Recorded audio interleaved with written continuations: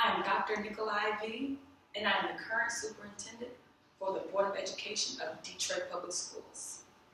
Before coming to Detroit, I was the superintendent of Duval County Public Schools in Jacksonville, Florida. It is the 20th largest district in the nation, and with my leadership, the district saw much improvement in academics and enrollment. As a superintendent, I make day-to-day decisions about programs, spending, and staffing for the whole district. I must work with school administrators and leaders such as the principals to make sure that I serve the needs of students and meet our district goals. I respond to all the demands from the district, keeping what's best for the students in mind.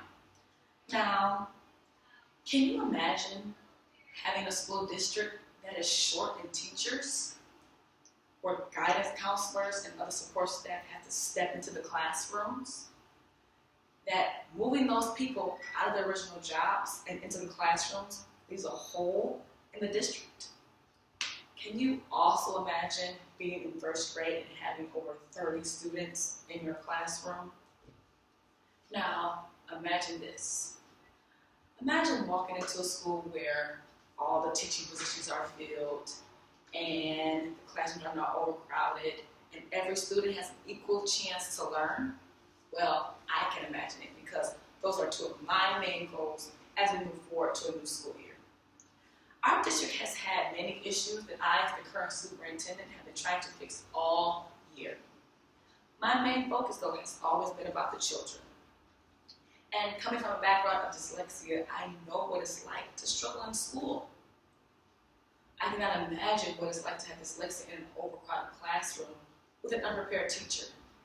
In continuing on next year, I want to make sure that every classroom has a qualified teacher.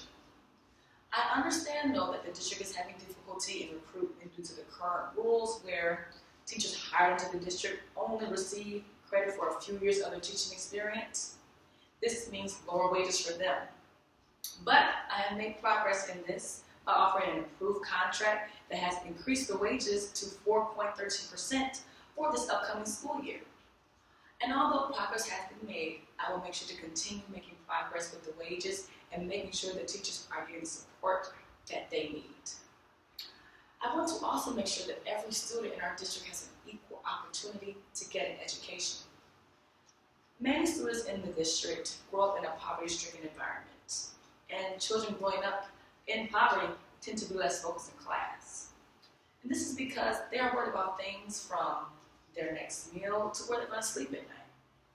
Now, add in the factor of an overly crowded and noisy classroom, they will really lose focus. To change this, we must change the structure of our schools. We must use the extra space that schools have to turn them into classrooms. This may mean me coming in personally to just get a view of the school, just to see where the extra space is and see what we can do there. I will also try to make sure that we keep our schools open so we won't have to find other classrooms for students to go into. Now, I just want you all to know that I'm doing everything I can to make this district the best that it can be. I know we have a lot of work to do. I know there are a lot of things that need to be fixed, but with me in charge, I've been trying to make progress. And progress can happen slowly, and progress can happen fast. With a district this large and this many students, we must make sure that we are turning every book cover, dotting every I, and crossing every T to make sure that everything is set in place. Because at the end of the day, it is about students. And we want all of our students to have a great chance to be great adults with a great education. And we can do that by making sure that our school district is great. Thank you.